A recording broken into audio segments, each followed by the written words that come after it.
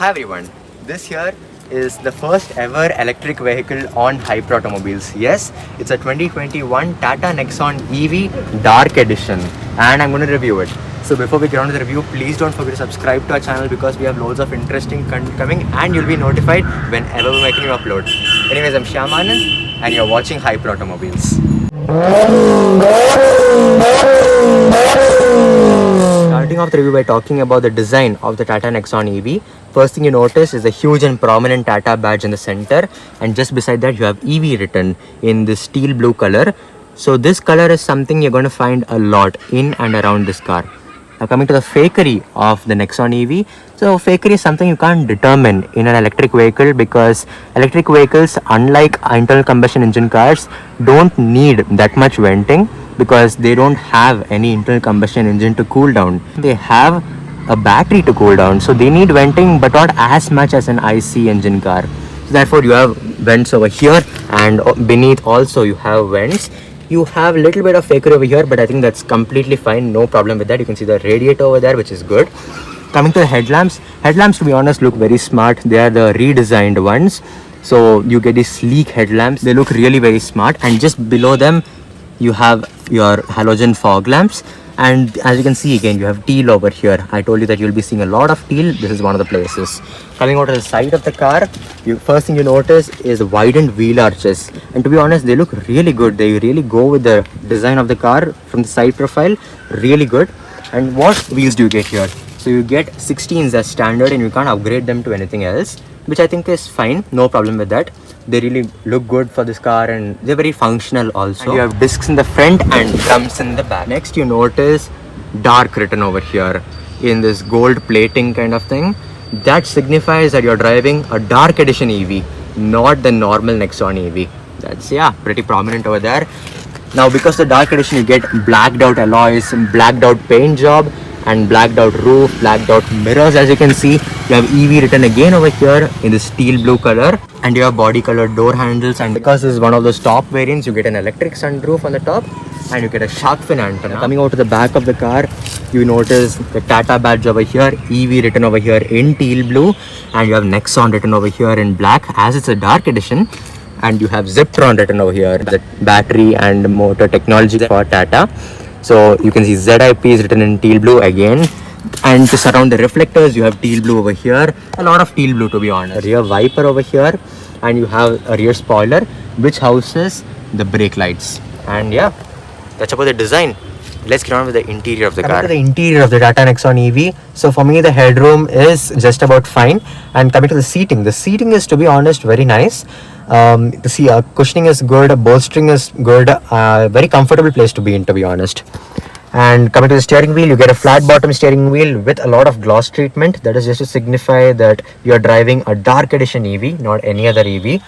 You have the stocks with the wipers and stocks with the lights over here. Coming to the instrument cluster, you can see that it's outlined by this teal blue color, which is highlighted, which is nice. Your speedometer, which is analog, and just beside that you have your digital display, which displays pretty vital information such as which drive mode you're in, how much battery percentage is left, and your driving range left, which is pretty good. Now coming to the general layout of the dash, what do I think of it? So as you can see, there's this texture going on and it doesn't bore your eye. That's very good. It's a touch that's needed very much. And just beneath that you have a lot of gloss treatment, and you can see that the AC vents are also outlined with this teal blue finish, which looks highlighted, which is nice. You have the hazard lamp button over here, and just beneath that it's written Nexon. That looks very cool to be honest. And just below that you have your climate controls, and I'm happy they kept it as physical buttons because it's way more easier to control via physical buttons than digitally, which is great. And just beneath that you have a 12-volt socket to maybe charge your phone, a USB port. Coming to the glove box, you have a soft opening glove box with a lot of space. Believe me, that's a lot of space. And coming to the door bins are to be honest medium sized. They are not huge, they are not small. Coming to extra storage in the center console, you have this steel blue outlined space over here. You have your drive mode selector over here, and believe me, under the center armrest there is a lot of space. You take that out and you push this in, a lot of space under here, which is great. Coming to the build quality of the car, I have to say that it's pretty solid, to be honest. Pretty solid, better than the old Nexon. The companion gets a vanity mirror, but the driver doesn't get one. You have a light over here. Now I want to finish off the front seats by showing the sunroof. So to open the sunroof, you have a manually adjustable blind over here. You push that and press the first button. Once it opens fully, you notice that it is indeed an electric sunroof, not a panoramic sunroof. For this segment, you get only electric sunroofs, not panoramic ones. Yeah, that's about the front seats. Let's get on the rear seats. Now coming to the rear seats of the Nexon EV. So there's the cutout for the headroom, as you can see, and I have to say that really helps. So my headroom is really good after the cutout, and the knee room, as you can see, is great. And legroom is also equally great, so I can stretch out how much I want, which is awesome. The seats themselves, they have a lot of under thigh support. Their cushioning is good, just like the front seats, and you have two adjustable headrests for the rear passengers. The third person does not get one, the middle seat. Coming to the hump, you shouldn't have a hump, but you have kind of a medium-sized hump over here. Now let's see whether we can fit a third person in the rear seats. So, okay. So headroom has been compromised a little bit, just a little bit. Knee room is great, just like when I was here.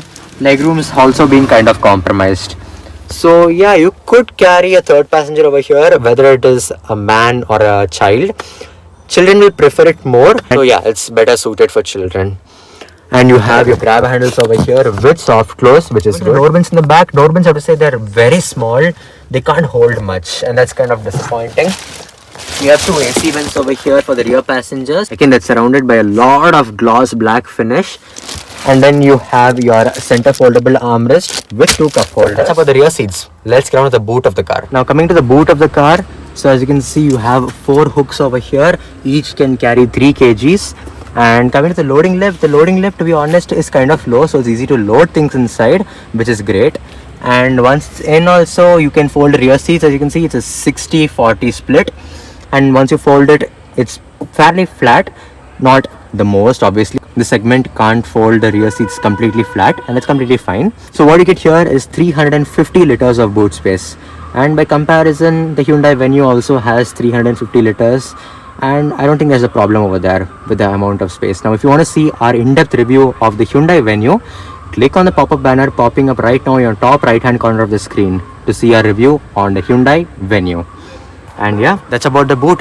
Let's get on to the chassis and suspension of the car. Coming to the chassis and suspension of the car, so at the front you have independent McPherson struts with coil springs, and at the rear you have a twist beam with dual path struts. Now let's get on with the battery and motor of the car. So the Tata Nexon EV comes equipped with a 30.2 kilowatt hour lithium ion battery and one permanent magnet synchronous motor, that is one PMSM motor, which drives the front wheels. Now the output is 127 horsepower and 245 newton meters of torque. Again, the torque is pretty high because it's an electric, and electrics tend to have a lot of torque. Now coming to the charging times of the Nexon EV. So as standard, you get a 3.2 kilowatt AC charger from Tata, and that can get you from 0 to 100% in about 8 to 10 hours. But you also get a fast charging option. So the fast charging option can get you from 0 to 80% in around 60 minutes. And that is only if you can find a fast charger. Otherwise, it's going to take a lot of time.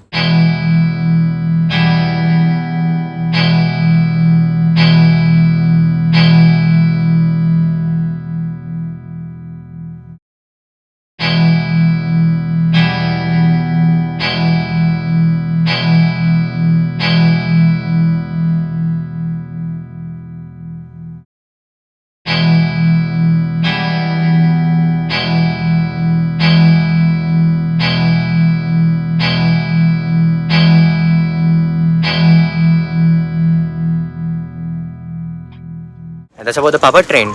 Let's get on to the final verdict of the car. Coming to the final verdict of the car, what do I think of the 2021 Tata Nexon EV? So you want to get yourself an EV. I'd say that yeah, this is one of the major options you're going to consider, because you have the Tata Nexon EV, you have the MG ZS EV, the Tata Tigor EV, and the Hyundai Kona EV. So yeah, this is one of the major options you'll have to consider while getting an EV for yourself. And I'd say that if you really want the Nexon EV, obviously you could just go right ahead and buy one right now. Or you could wait a little, because Tata is going to update the Nexon EV, give it more range, give it more power, and give it a bigger battery, and that's happening pretty soon. So you could wait for that, or you could buy this one right now. But overall, I think that Tata has put a lot of effort into this car and has shown around this car very well, and I'm really happy for that. That's what we think about the car. Let us know what you think about the car in the comments below. As always, please make sure to subscribe to the channel because we have loads of interesting content coming, and you'll be notified whenever we make a new upload. Thank you so much for watching. See you next week. Goodbye.